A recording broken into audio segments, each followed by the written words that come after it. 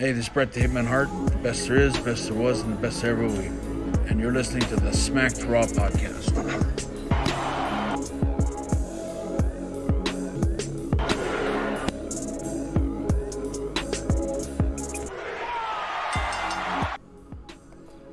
Hello and welcome to the Smacked Raw podcast. This is your Friday night host, Sebastian, wrestling fanatic, the AJ Styles of podcasting, as they like to call me. I'm joined here tonight by Kevin Owens cosplay. Kevin, how we doing? Yo, pretty good, man. Pretty good. I enjoyed SmackDown tonight for sure. Yeah, it was a solid show. Yep. I think the biggest thing, obviously, was what's going on with everybody wanting the Fiend, which is a nice. Yeah. I don't know if it's nice. In a way, I want to see everybody kind of scared of the Fiend, but especially Corbin. I don't know. Corbin's this sneaky heel, but all of a sudden he wants to stand up to the Fiend. That's a little off for me. But yeah, there was nothing really overly bad tonight by any means. I mean, nothing really negative, I should say. Yeah, I agree. I don't feel like they pulled out all the stops like they did like on AEW and NXT, because they have that one more show before the end of the year. Yeah. But it was still, really, really good. And Kev, I actually do have a question regarding that. I did watch NXT, but I wasn't really able to pay attention to commentary. What is the deal for next week's NXT? Are they having one, or is it pre-taped? What's the deal? I really don't know. I'm pretty sure it's pre-taped. Okay. I'm not 100% positive about that, but I know they're having a show. But yeah, I'm pretty sure it's pre-taped, and then like the next week, they're like doing the awards show, I think. Okay. I wasn't for sure. I know AEW, as far as I know, isn't even having a show. They kept on saying that the last one was the last one of 2019, so I'm not sure if they have like a special program running or what, but no, I was just curious. No, yeah. Real quick, if you listened to my show last week, it was my first one hosting, and I do try to keep it less of a, I don't know, I don't like using the term recap, I like using the term post-show, because honestly, 90% of people that listen to this kind of stuff probably already watched the show, and, they just want to hear our reactions. At least that's my opinion. But, just in case you're one of those people that do listen to a podcast and try to figure out if you should watch the show or not on DVR, whatever the case may be, I will quickly run down the events and not play-by-play, but more like results-wise. We opened the show. Daniel Bryan came out, dropped a pretty fire promo, in my opinion, talking about his change. Yeah. He got interrupted by The Miz. They kind of went back and forth. Who was getting the Fiend next? And out of all people, Baron Corbin came out saying he wanted a Fiend. Yeah, that was that. Yeah. Dolph Ziggler runs in. They beat down Miz and Bryan. And they set up a match for later. And by the way, the boos for Baron Corbin tonight, like, they were massive. As soon as his music hit. Yeah. I don't know. Like, I know a lot of people saying, Corbin has go-away heat. No, that's not go-away heat at all. Like, he has heat. And, and when they repeated "Here's Your Winner" on his little video package thing, like 3 times, like, that was genius. Because every single time the crowd was eating that shit up. But, yep. No, I just thought that was genius. But moving on, we get backstage. Otis and Tucker get ready for their Miracle of 34 street fight. They talk about Otis having a great heart, and I don't know. Kevin, do you pay attention to Otis' social media? Not too much, I mean, I've seen it, but no, I'm not like, going over it with a comb or anything. Okay, well, if you don't follow Otis on social media, you probably didn't really get this. You might feel random, but it's actually not. Otis on Twitter is obsessed with Mandy Rose. So they are, I mean, he's obsessed with her. And so they are, this isn't random. This does make sense if you pay attention to that. But Okay. anyway, Well, that's cool. yeah. That's a nice touch. I didn't know that. Yeah, Mandy comes up, gives him a ham. If you watched last week's SmackDown, you understand that. His ham got destroyed as he tried to give it to Sami Zayn as a present. And she even gave him a kiss, as you can see in our nice little still shot here. But after that, we had the street fight. Heavy Machinery wins with the compactor. We'd seen a little of everything in here. There was Christmas trees. There was a bowling ball. The ham that was mentioned. Legos. Insanity. Legos. We had Legos. I know. That was so good. But Heavy Machinery pick up the win, and after Otis picks up the ham and licks it. After it's been all over the floor, and yeah, very Otis thing to do. But yeah. We come back from commercial. Mandy and Otis has another little backstage segment. We cut to Braun. Sami Zayn apparently drew him a Secret Santa. Braun kind of dismisses the gifts and tell him, if you really want to give me what I want for Christmas, give me a shot at that IC title from Shinsuke. But, they have a match later, so that can't happen. We can't have two matches. But yeah. We cut, and Revival must have been in this ring for like 10 minutes at this point. I don't even know. But Revival's still in the ring. They cut a promo just saying, they're tired of how they've been used. There's no real tag team wrestling anymore. And Elias interrupts with a song. We'll kind of dive into that a little bit later. There was something that was said that a lot of people on social media did not like. So, Carmella and Sonya Deville actually has a match. First time in a long time that I feel like Carmella's had a match on SmackDown. But unfortunately, we didn't have a long match. I mean, it was solid. Nothing was wrong with it. 1 minute and 43 seconds, I believe, was all. I was going to say, it felt so short when I was watching it. I didn't realize it was that short, but holy crap. Yeah, and we're going to kind of get into that a little later, too. We had another Sheamus video package. We got New Day versus Cesaro and Nakamura. It was a good tag match, I thought. New Day win by a small package with Kofi. They get attacked afterwards by all the heels and get saved by Braun. Braun, of course, from what we had earlier in the back. Bayley and Dana have a rematch from last week. I felt like, to me, it was a little more competitive this week. Yep. Dana looked really good with her stuff, by the way. She looked on point. But Bayley wins with her new finisher. And I say new finisher because they haven't put a name on it. All Michael Cole says is face first when she does it. So I don't know what to tell you. I'm just... and I had a really good question for Rob on Bayley's new finisher. Man, I wish he was here. But they talk trash to Dana. Lacey comes in, saves the day. Lacey challenges Sasha. They have a pretty decent match. I think they went around 7 minutes or so. And we'll get into that finish in a little bit as well. I think that's one of the more talking points tonight.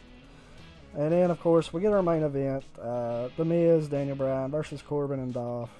It was a fun match. I mean, it was really cool playing the dynamic of Bryan and the Miz trying to get along. Mm-hmm. But Miz and Bryan win in a nice little finish. The Miz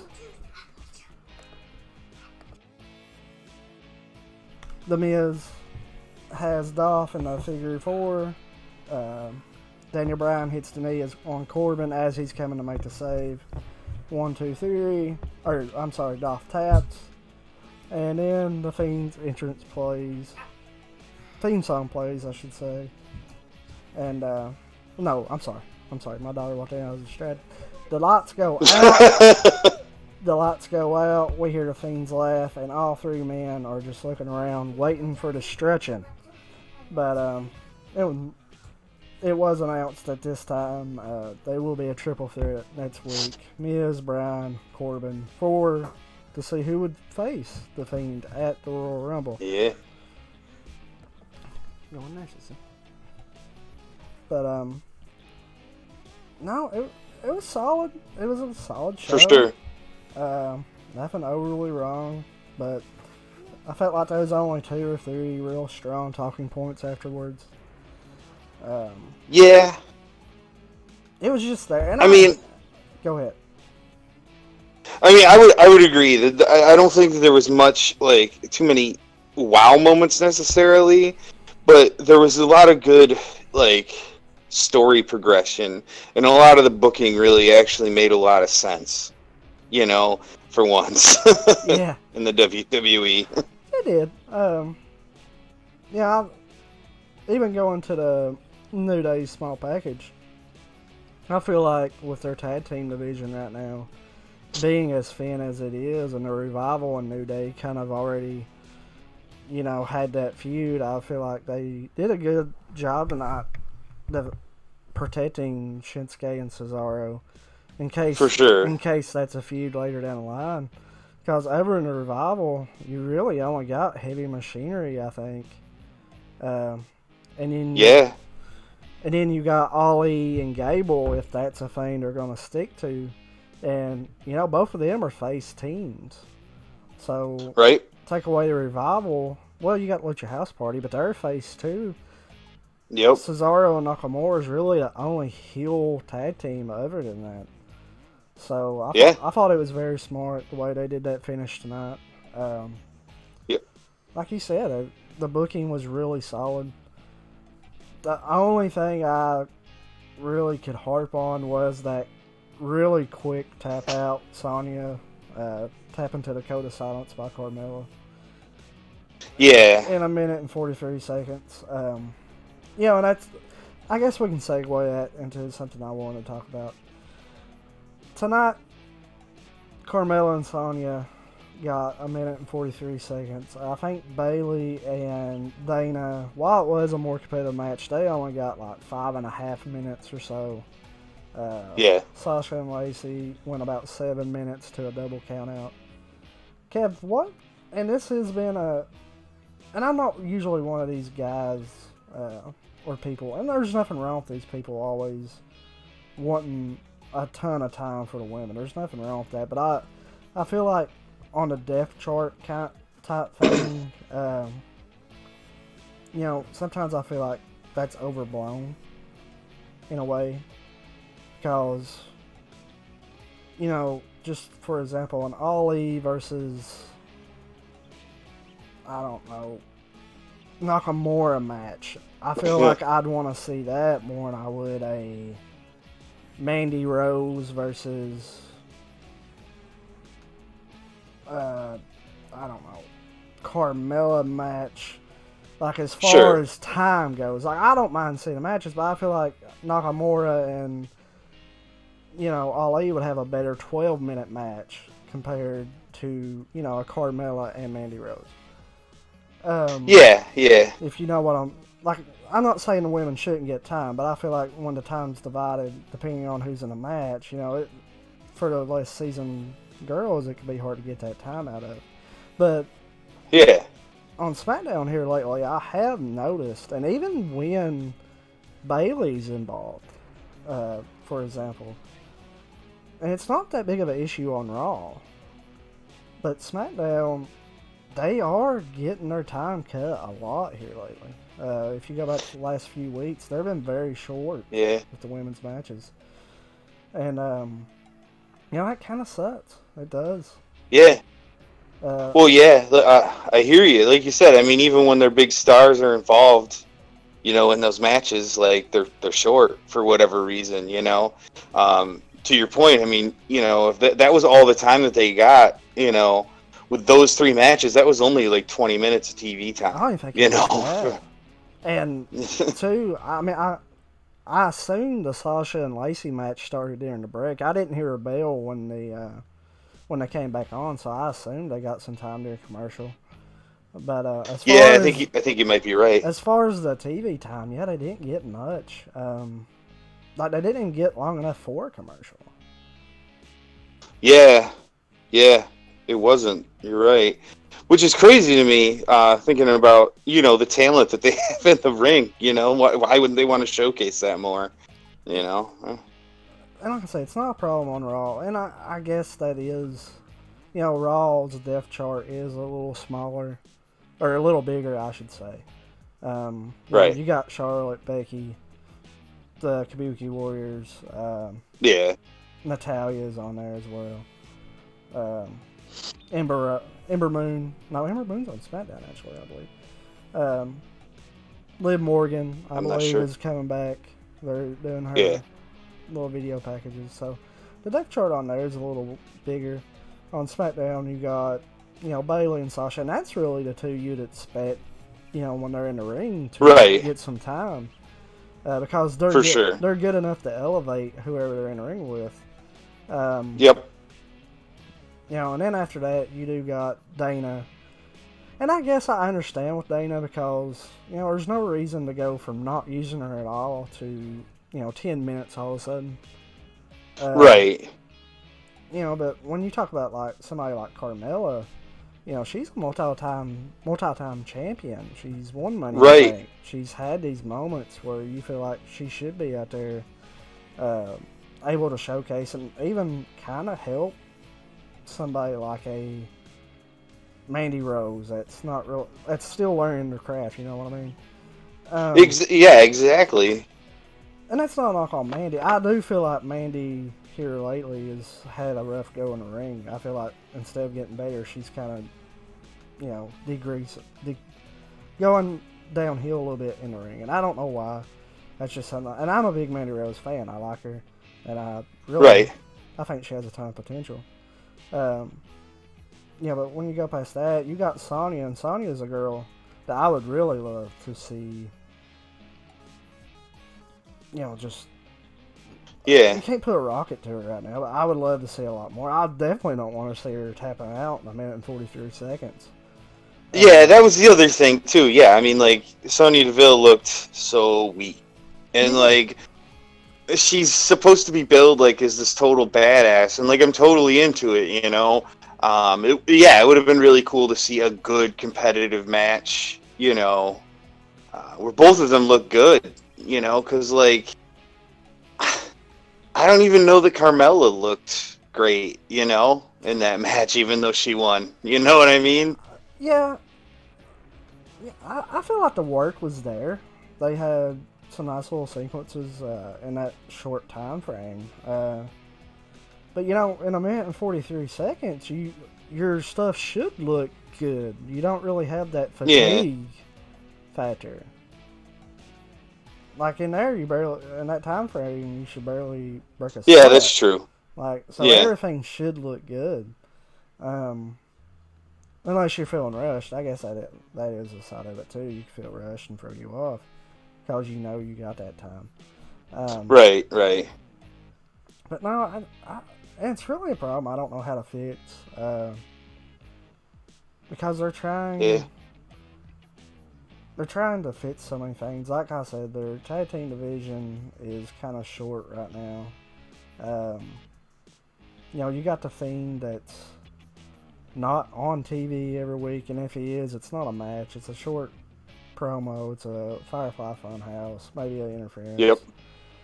Like, you would think there would be time there. Even Shinsuke, he's the Intercontinental Champion, and he's not had a ton of TV time. I know. Guys that's had it is pretty much Baron Corbin and Dolph Ziggler, and I guess you could say that's a problem. But myself, I like Corbin. I know there's a lot of people that don't. Even Roman, he's taking a few shows off here and there. Yeah, he wasn't on tonight at all. Well, I guess you could make the argument that some TV time's better than none if you're one of those guys. But I don't know. I feel like it could be more divided to elevate people. But oh yeah, I mean. But moving on from that, I did feel like Dana did well tonight. I think she was very crisp in the ring. She looked good. And that's a thing, too. She's had a ton of time on Main Event here lately. And people harp on Main Event saying, it's kind of a disgrace and all that. But what they don't understand is this helps talent, Yeah, exactly. That was the point I was just gonna say. I mean, even if the product, I've never watched it to be honest with you, but even if the product isn't that great, she's still getting the time in ring, and that's for somebody like her right now. That's one of the most important things she could be getting, So good for her. Yeah, I mean, it's just time to work on your craft. Not everything has to be this huge feud. You know what I mean? Yep. I mean, she'll get there eventually, I think. And I think the only negative on Dana right now is a lot of people want to say that it's only because of Batista and their online thing. Who knows? I'm not going to sit here and say it's not true. It might be. I mean, they brought him up on commentary when she's out there, so Yeah. I'm not going to sit here and say it don't have a factor when it very well might. But so what? She's on TV. Yeah. She's she's looked good the last couple times she's been out there. And Mhm. more importantly, the crowd's for her. She's getting reactions, and that's what you want. Yeah. So, and even if you ask Dana, I don't think Dana's going to care that, maybe. And she's done the social media things. It ain't like people scoop this up. Like, she's putting it out there for the public to see. Well, yeah. I don't know why anybody would think that was a negative thing. Last time I checked, that's one of the things that the older dude should be doing for the younger talent. I mean, I think that's perfect what Batista's doing. And if that's part of it for her, that's awesome. And if she's into it, that's even cooler. Good for Dana Brooks, and it's awesome to see Batista put over young talent. Yeah, absolutely. And then the other women, what segment's kind of tied in, but the other match tonight was Sasha and Lacey. As we said, it ended in a double count out. I thought this was brilliantly done. We had the pre-match promo where Lacey even drops a line, I'm challenging you so you could be the legit loser. And I thought that was very... yeah. Usually I'm not one to like to play on their phrases and nicknames and all that. I didn't expect that from Lacey for some reason. Yeah, I popped. I'm not going to lie, man. I thought that was awesome. But, and I didn't know until the very end. I might have missed it. They might have talked about it during the match, but I missed it. Apparently her child, her daughter, was there with her husband, and Sasha pulls her over right in front of him. And I even heard her say, "Is this your mom?" And starts swelling on her in front of the kid. And the kid sold it. Like, I know! It was so awesome. Like, I don't know what it is about a wrestler's kid, but if you go back years, even Dominic, when Ray and Eddie back in 04 or 05 was having this feud for the custody of him when they had the ladder match. Like, I don't know what it is about, and we seen it with Mrs. Kid last week. I don't know what it is about a wrestler's kid, man, but they can act. Like, they sell it. You go back to go back to AJ Styles' kid with Samoa Joe and his wife. Like, fantastic job. But Lacey, she goes off and just takes out Sasha after that. After she brings the daughter into it, I thought this was really well done. A lot of people wasn't for sure how they felt about the Lacey Evans face turn. But I think she's done a really good job. Oh, me too. The thing that I was worried about with Lacey Evans turning face is that, like, she would kind of lose that sassiness or whatever that she had as a heel, and she totally hasn't. She's still, just talking shit like a Southern lady, like she was before, Mm-hmm. But She was. for some reason, it just, she feels like the good guy now, and I'm into it. Yeah, I think she's done really good, and good on them. And they always brought up the military experience, even when she was a heel. Yeah. And I thought that was counterproductive. You would think that, it was the Marine, right? Am I right when it was Marine? Yep. Okay. Yep. Former a ring captain, I mean, that's something you'd probably want to cheer for. Like, even when she was a heel and they brought that up, I was like, why? I would save that for, if she ever turns face. And they've done that now, and bringing the kid into it. Kevin, how do you feel? We've seen a lot. I know how you feel about the Lana and Lashley and the Russo thing, but here lately we've seen more personal stories, not just with marriage, but we've seen last week with the Miz's daughter Monroe, and now Lacey's daughter tonight. How do you feel? Is it crossing the line getting these kids involved, or do you not have a problem with it? I don't have a problem with that. I mean, I don't know how you could. I guess, I don't know. I mean, I suppose, if you got into like some different subject matter, I don't know, inappropriate stuff for kids or whatever, but like just this kind of stuff that they're doing, nah, there's nothing wrong with this at all. I agree. To me, it's no different. And I even told my wife this last week. She was in here during the, not when the show was going, but when TLC was, had to do the pre-match video packages, and they showed, the daughter's stuff in it. And she's like, yeah. She was like, I would never do that to my kid. And I'm like, why? She's like, why would you? I was like, it's not. He does Miz TV. It's no different, and her being on that. Yeah. Like it's scripted. Yeah. I mean, there's no difference. But she did say after that she wouldn't do a reality TV show like that either, and I was like, well, if that's your point, then I guess that's valid. But if you're saying this is over the line and that's not, then that was the argument I was making. But yeah, it's no different than doing anything like Miz TV or Keeping Up with the Kardashians or whatever. Nah, no different in my eyes, at least. I don't know. No, I agree, man. I agree. I thought it came through pretty well that her daughter was having a good time with it. Honestly, oh, she did. Even when Lacey was getting beat down, they went through and you could kind of see a smile break out. Yeah, like she was digging it. Yeah. I do think it's cool.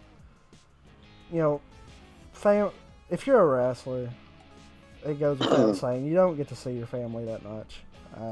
Right. So it is cool, when it's all wrapped up, to look back at, like, Lacey's kid. I don't know her name, and I keep saying Lacey's daughter, Lacey's kid, because I don't know her name. I don't either, so man. I'm not doing it, like I called Mrs. daughter Monroe, her name Monroe earlier, but that's just because I know her name. I'm not, no disrespect. She's going to grow up and look at that. I think she's going to, look back with fond memories. And I think that's pretty cool for a wrestler to be able to do that when the opportunity presents itself. Considering for sure. Considering that they don't get to see their mom and dad that much.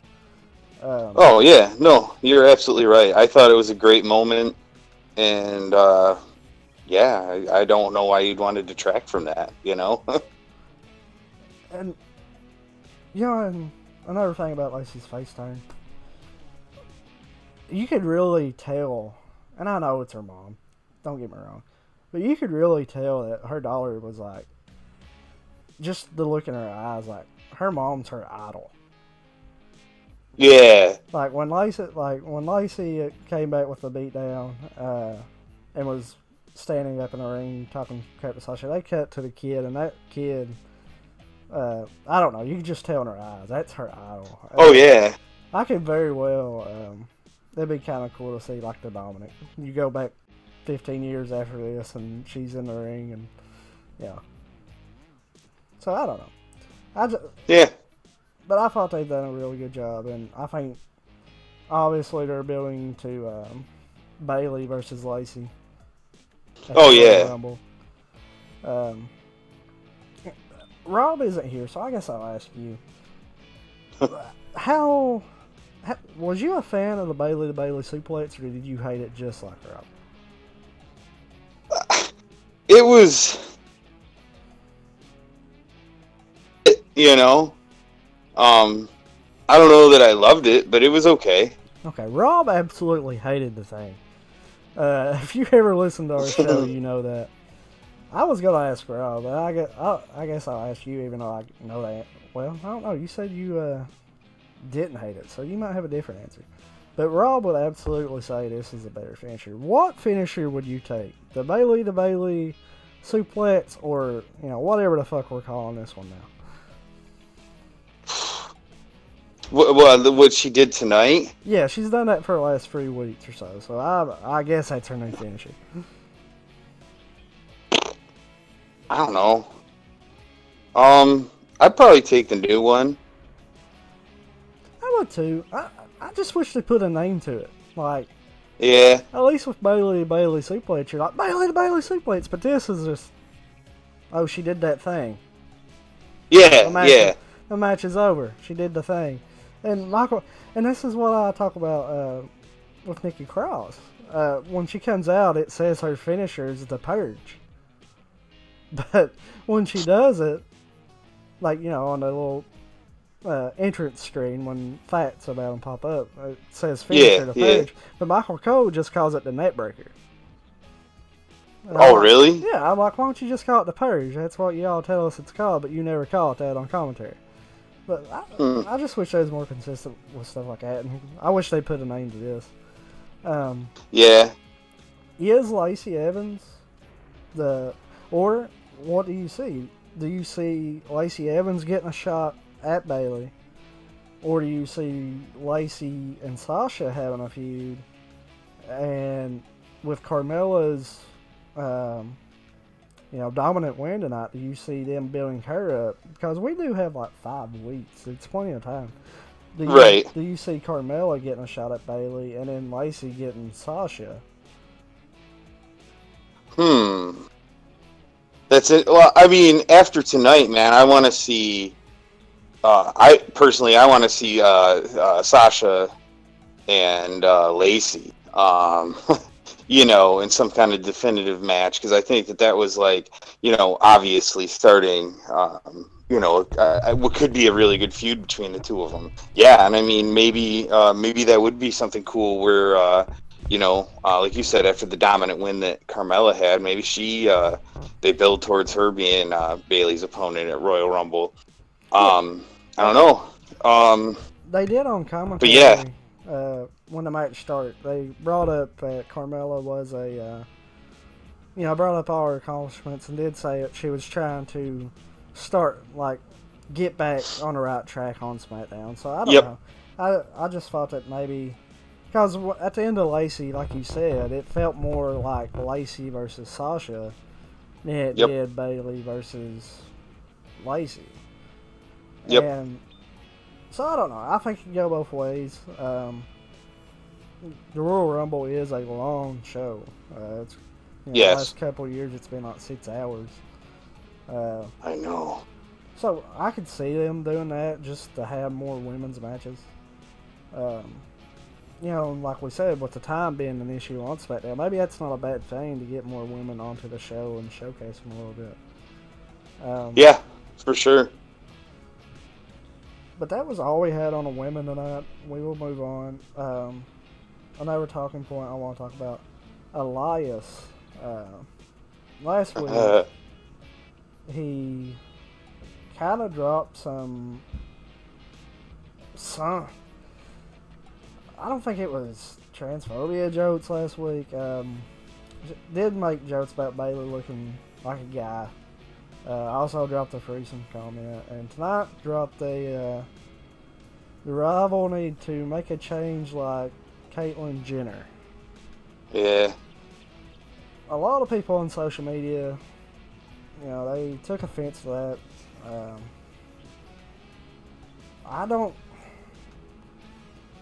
The only problem I have with it, if he was a heel, I would totally kind of get it.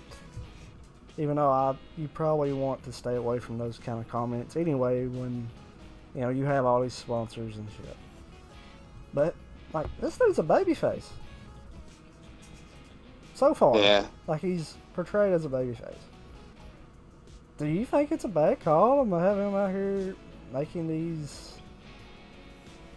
comments?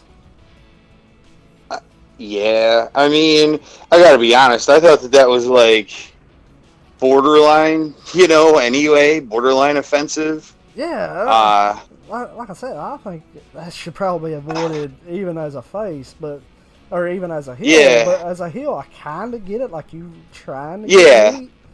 But like as a baby Yeah. face, Yeah, it doesn't even make sense kayfabe wise. Yeah, I hear you. Yeah, I think it would have been better to probably have cut that joke altogether.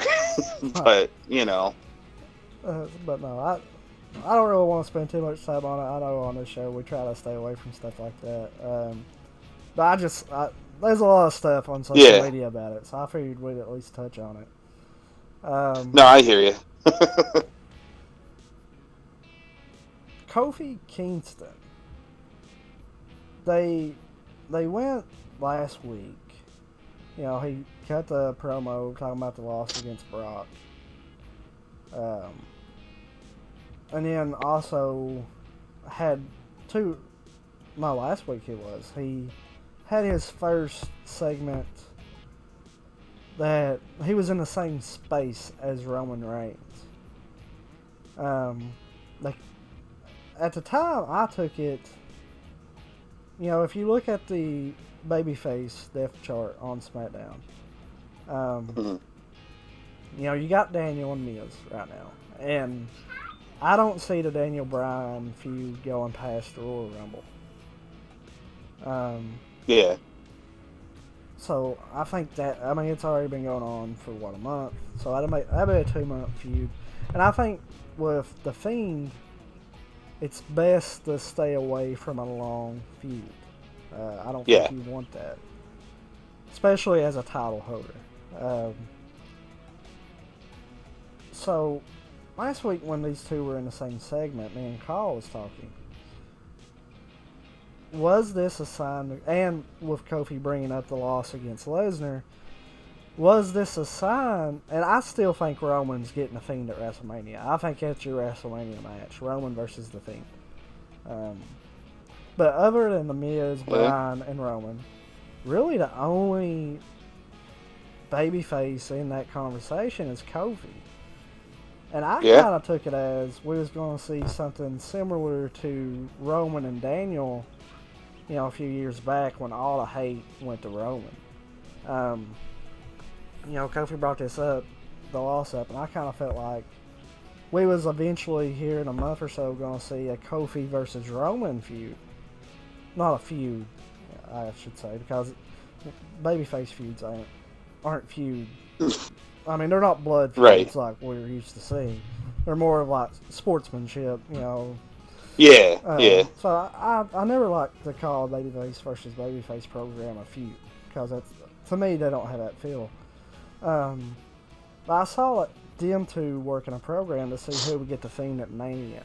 They kind of went away from that tonight. They didn't really bring up Kofi's, and even at TLC they brought up, what a year for Kofi, could it get better? But they never brought that up tonight. Where do you see the Fiend going at Mania? Do you see the Bryan feud going so long? Do you see Kofi getting into it? Are you with me and see Roman? I don't think the Miz has a chance to have another match. I don't see that. No, I don't either, and I don't really see the Bryan feud going that long either. I agree with you that you don't want to have the long feuds with somebody like The Fiend. I think that, the Rollins thing would be cool. I agree.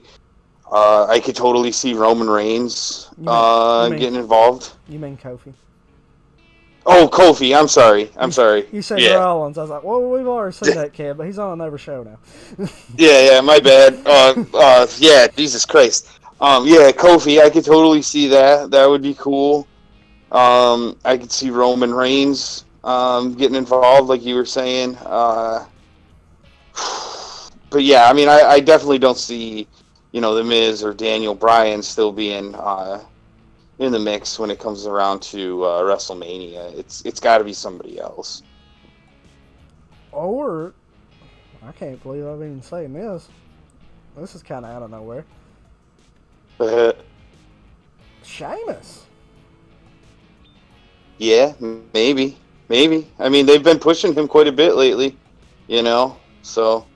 You know, and to me, his promos have been more face-like, but. Yep. You know, the setting tonight with the dark light and around the fire kind of came off as a badass heel type. But the lines have been face. So yeah, maybe Sheamus. I don't know. I think it would take a ton of work to build. Yeah, but it's possible. Because you have that problem. When is it too soon? Yep. To put Roman back in the title picture? Yeah. Because fans are fickle, and I do agree with a lot of people. The booking of Roman has been so much better now than it was, back when he was for sure. the face Seth Rollins of a month ago, getting booed out of every building. But when is it if they put them in now, do the fans flip again? Yeah. And especially if it's from a program with Kofi. I feel like if he has to go for Kofi, then the fans will definitely flip. Oh, yeah, because, I mean, Kofi's still... everybody still loves Kofi. And you can't really have him win in the Rumble at the same time. Who's that? Roman. I feel like if he Roman, okay. I feel like if he won another Rumble, you kind of have the same problem. Yeah, yeah, that would be a really bad idea. I agree.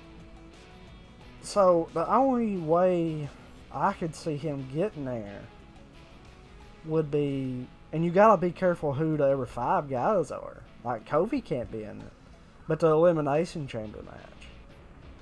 Yeah. If Kofi's in the match, I feel like fans flip. I mean, you could probably put a mixture of Corbin,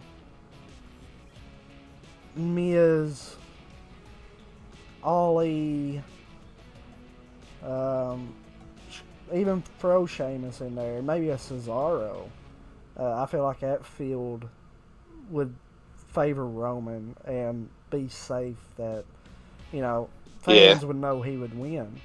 Or, right. want him to win out of that. I don't see fans flipping on Roman over a Mustafa Ali, and that's no disrespect to him.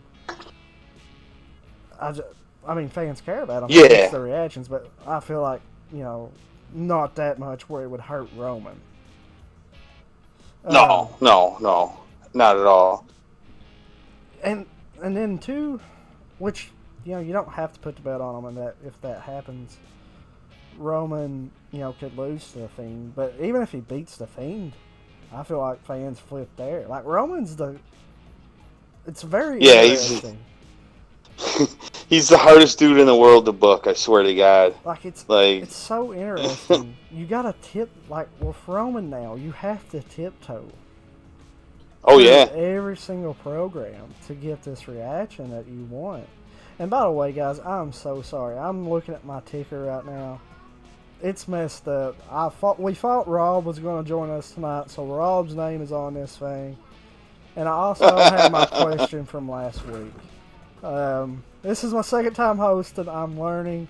Yeah, I'm not going to do my ticker no more until it's actually showtime. I apologize. But, no, yeah, Roman's so interesting. He's... Yeah.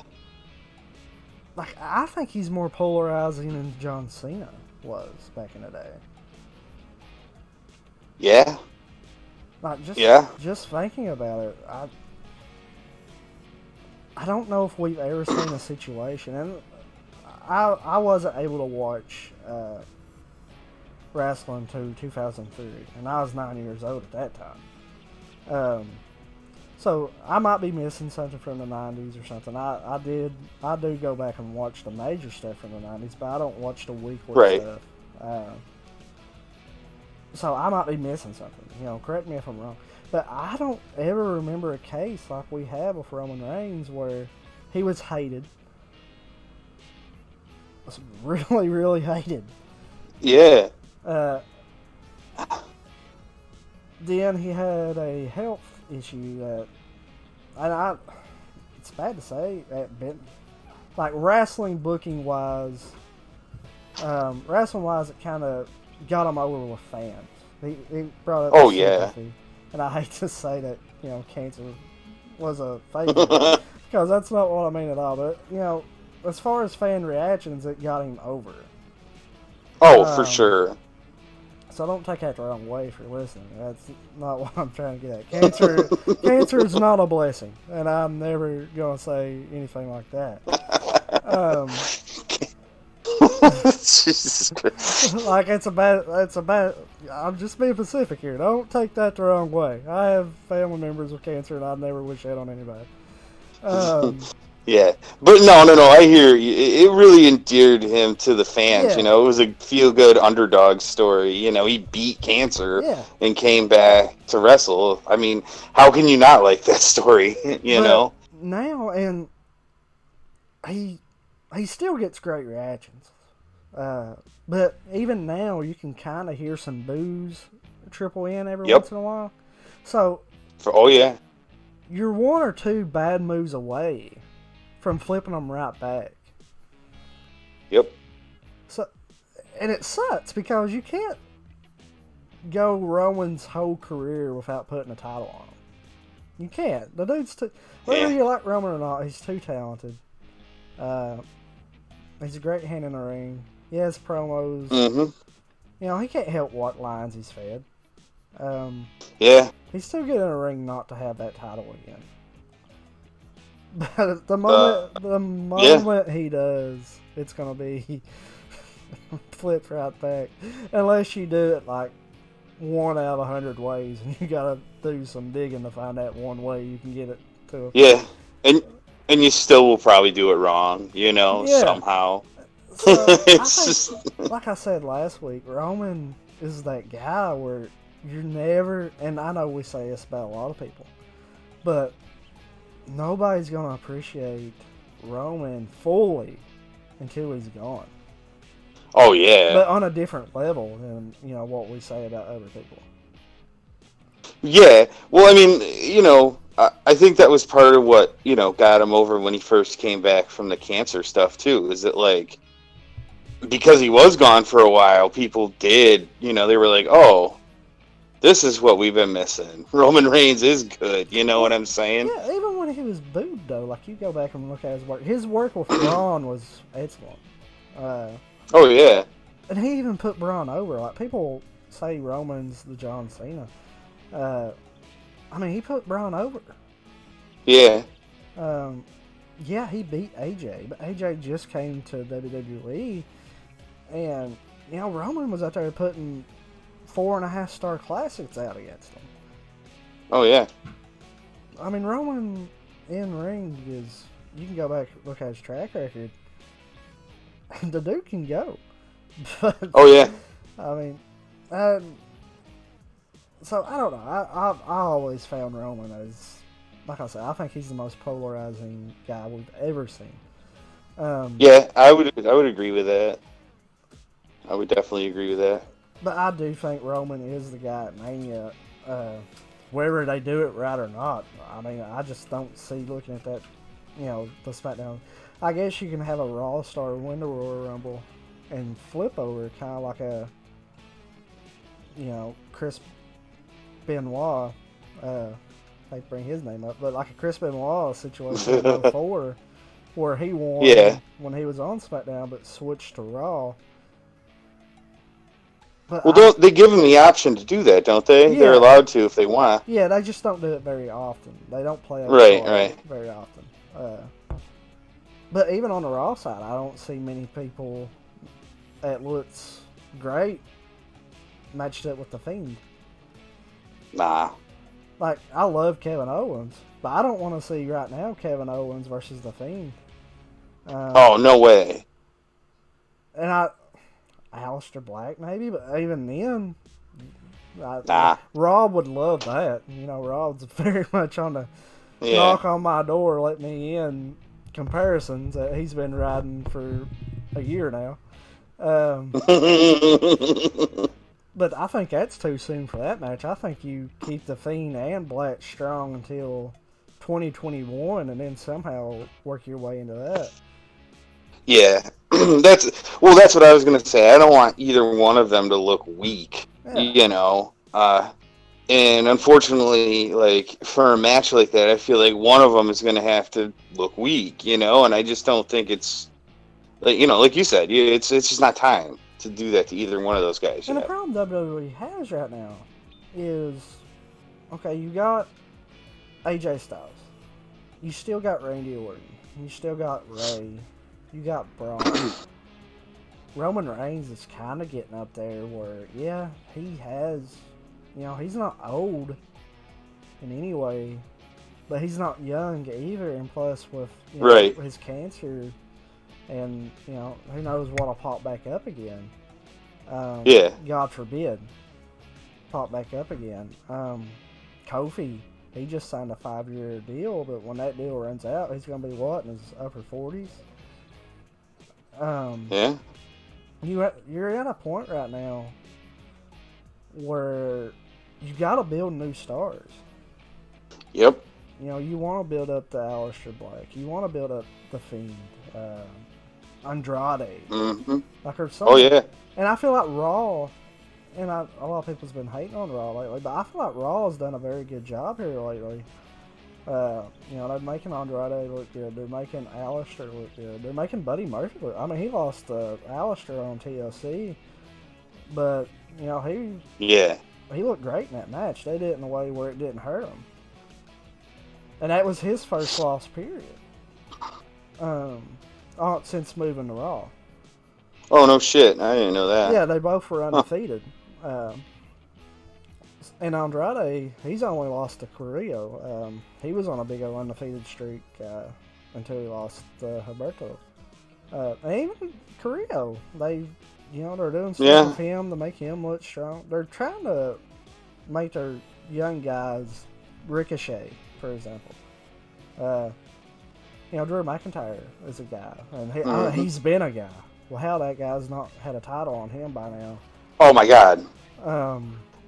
Mind blowing. Yeah, I mean, so they got to build these new guys. So that's another reason I don't want to see Black versus Fiend right now. I mean, you want to say you don't want to hot shot stuff like that when you can build it up later. Yeah. You want to say that when you don't have the Randy Ortons and the AJ Styles to play those cards. There's just so much young talent. Yeah. Well, like you were saying, I mean, I feel like Andrade, they've built him up perfectly. He's been getting such a steady, slow push, where it hasn't been like they've tried to shove him down your throat, but he's just consistently looked stronger, like over like a year or so. So it just makes sense for him to be where he's at right now. The only problem I have with Andrade, and they had a reason for it, and that's why I don't harp on it. And even though I don't like the reason, I don't like it. They're apparently gonna, they're teasing breaking up him and Zelina. I think they do great together, and I don't want to see them separate. But I sit here and you can point out holes in WWE where things are so pointless. Like when it's done, it's not revisited, there's no payoff. But even though I would not have booked Andrade's first loss to be against Humberto, at least they had a reasoning for it. At least they had a story in mind, and they're going there. That's something that they don't do all the time. Right. So, like I said, I don't like how they do. And that's the thing about wrestling. People Like, they can be a great show, right? And then one bad finish. The same person that said it was a great show before that will say it's an F. Yeah. Because they don't like it. They don't like that one decision. And I'm not that guy. I don't like that they're breaking them up. But, good for them. They have a plan in place. They're going. I don't have to agree with every single thing on a 3-hour show for it to be a good show. Yeah, yeah. Like, a lot of people have these expectations where they expect perfect. And that's why they spend their time frustrated with it so much. They want what they want. They want it to be perfect, and that's just not going to happen. Yeah. So, yeah, like you said, Black and The Fiend, it needs to wait. I don't see... I'm trying to think of more baby faces on the Raw side that... I mean, you don't want to see Ricochet versus The Fiend. No. I mean, I'd be into... I don't know if Drew McIntyre, but, like, is he a face? I don't really, know what he is right now. It would be an interesting match. Yeah. Like, it's that guy where you know that he should have the belt by now. Mm-hmm. But at the same time, he could win the Rumble, and that build him up. But I guess it really depends on what you think. If a loss to The Fiend is bad, like, right. I think you could tell, because Drew McIntyre has, like, the dynamic of him where he's not scared of anybody or anything. Yep. So that could work if you could protect him, which I don't even think you need much protection. Like, I think if he went 10, 12 minutes with The Fiend and lost, he'd still be okay because it's The Fiend. Like, this dude took 20 curb stomps and got up like it was nothing. But yeah. That's not the same case for everybody. Like, there's going to be mixed reactions to that. And, yeah, he's lost so many matches now where, if he loses again, so what? So, Drew McIntyre is an interesting choice if you wanted to play the switch over card. But, like I said, I mean, if you were trying to strictly find, baby faces, I don't know that he is, Like, I'm not sure he's really, I feel like he's kind of a tweener almost right now, Like, I'm not sure how to take him. Yeah, there are a couple ways you could go. The Fiend likes to revisit his past. You could do the John Cena deal. The news is John Cena, and he is from that area. He wants a big role in WrestleMania this year. That's the Oh, really? Yeah. So you could play on that where they had that Mania match a few years ago. So you could do that, and also, out of left field a little bit here, we're talking about people from Raw. Randy Orton.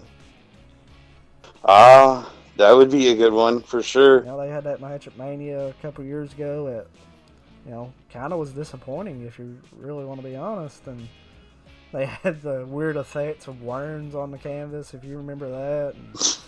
And, that was really a bad year for that title too. You had that match, and then you had Jinder Mahal for 6 months. Yeah. It's a rough time for that title. But, yes. Now, if I had to guess, Roman's the guy. Yeah. If I had to pick a number 2, I would say John Cena. I would say if he wants a big role, that's a way where... And I always feel like John Cena's that guy that when he has that last match, he's going to put the new talent over. Yeah, well, that's what I was just thinking, too. I was like, that would, be a hell of a match for Cena. That I think that he wouldn't mind losing, to The Fiend. And it would put The Fiend over, like, more than he already is. Yeah, I mean, a loss does nothing to Cena. Yep. And it helps The Fiend. And you don't have to waste a Royal Rumble win. You can have somebody win the Royal Rumble and go to the Raw title. Yeah. And not necessarily waste it, depending on, what they do with Brock. And there's a rumor of a Tyson Fury, and, if that needs a title or what. I hope to God that's not Right. Universal title match. But, Yeah. Ugh. so, Cena would be a good choice. Yeah. But, we are going on an hour here. Oh, jeez. Yeah. Time flies. The hook for tonight was, we got a triple threat next week. Miz versus Bryan versus Corbin to see who gets him at the Royal Rumble. Kev, who you picking? Well, I want to say Braun, but they'll probably find a way to screw him over, because they always do. Wait. What did you think I asked you? Huh? What do you think I asked you? Braun. But No. Brian. What am I talking about? Brian. Sorry. For some reason, I was thinking, Jesus Christ. No, never mind. Forget I said that. I would love to see Daniel Bryan win that. Honest to God. Especially with the Yes movement back and all that stuff. He's just fun. I feel like he is, probably most deserving of it right now. With what he's been doing lately. Yeah, I'd love to see Daniel Bryan win it and go on, see what happens with The Fiend. yeah, it would. That is my pick. Sitting here thinking about we're trying to map out The Fiend or Mania.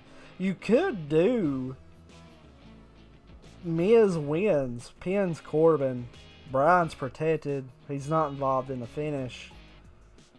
Bryan, the Fiend beat Miz at the Royal Rumble, obviously. Bryan wins the Rumble and gets some more legs out of Bryan and the Fiend that way. That's a route they can take. I'm sitting here thinking about that. That might be perfect. That would be pretty cool, yeah.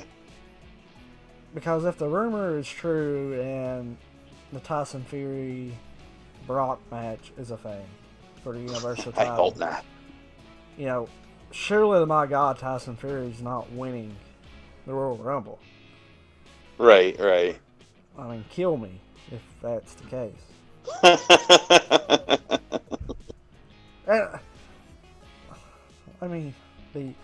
Tyson didn't do terrible in his match against Braun. I've seen a lot worse. But God, I don't want to see him at Mania in the main event. Okay? No. No. But you can protect Roman from getting that treatment that we're talking about. Yeah. Have him do something else for a little while. Keep the Fiend Roman. And I think even if it don't happen at Mania, I think that's definitely a feud we're getting eventually. So you can save that. Oh, yeah. You can save that for later. Have Bryan, in a way, revenge a few years ago where the fans wanted him to win the Rumble but didn't. He wins the Rumble, gets that great reaction, and in a way you can tell that proper story where the Fiend's a heel, because people would be cheering Bryan, I think, right there. Yeah. So I think that's perfect booking, sitting here thinking about it. Wherever they go that way, I don't know. But I think that would be pretty cool. I would be down for that. Honestly. Yeah. Oh yeah. No, I mean, that's that's very logical, and it tells a really good story. It does, man. I hope that's the way they go, honestly. Just sitting there thinking about it. Why aren't you making the big bucks, man? Come on. Man. Unfortunately, you gotta have like a freaking writing degree to even get a job creative. So Yeah. yeah, I did try to apply for that once. I saw a job opening and I went and it was like, must have a bachelor in writing and all this shit. And I'm like, why don't you get people that know wrestling? Like, Yeah. right? Right. People in here, it's writing romantic novels. Like they know what to do in wrestling. What the hell? Romantic novels. Like it. Like who cares about a degree, man? Wrestling, and JR even says that. Why? I mean, you get people in here that don't know a thing about the business just because they have a piece of paper. I don't know. Yeah. But that's a No, I hear you. that's a topic for another day. Overall, Kev, if you had to grade tonight's SmackDown, what would it do? I'd give it a solid B. So, There wasn't really any super slow moments, like you were saying about the women's stuff. It was odd the amount of time that they got. There wasn't anything that happened on here that wasn't too crazy, but it all made sense. I mean, I enjoyed it top to bottom. It just, it didn't knock my socks off, but I liked it. yeah, I agree. I give it a B. B as well. There's nothing negative. I mean, ever in the women's time, there's nothing I can really harp on and say, I would have done different, or it was just. And I understand too. It's late in the year. You can't expect knockout shows. Yeah.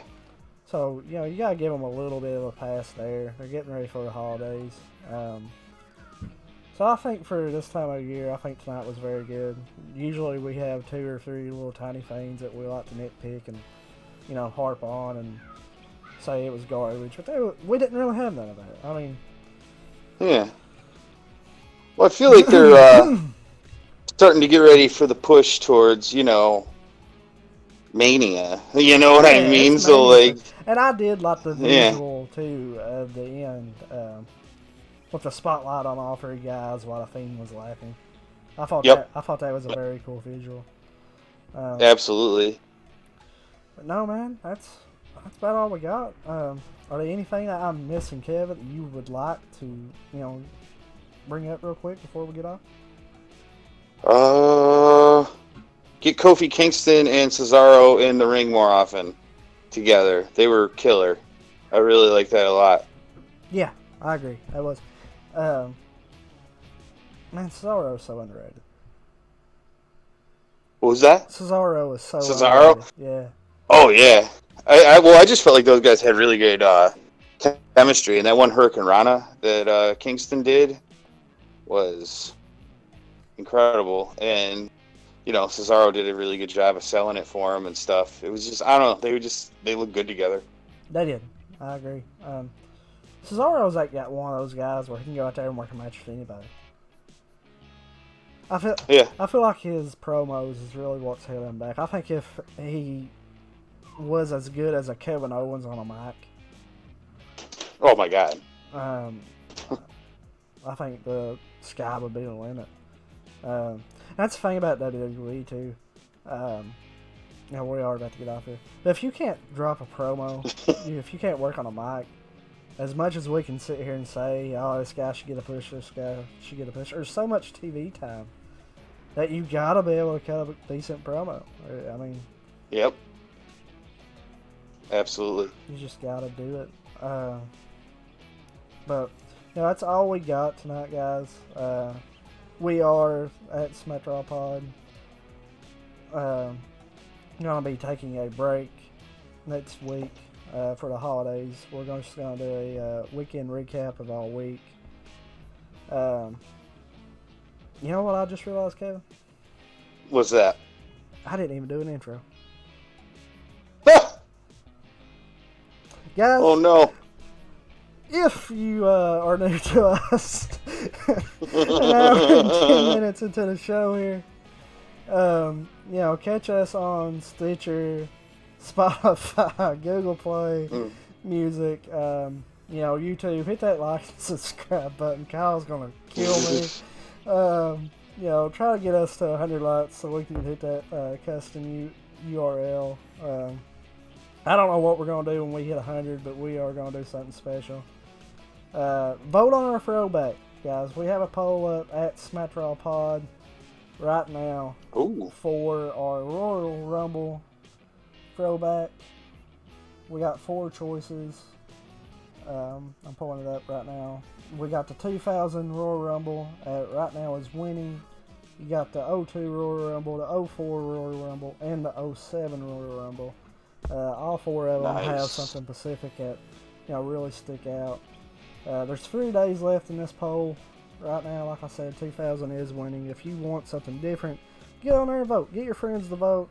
We want to be interactive with you guys. Hell yeah. Hopefully I saved that intro good enough where Kyle's not going to murder me. If you enjoyed the show, message Kyle and tell him not to murder me. That I did a good job.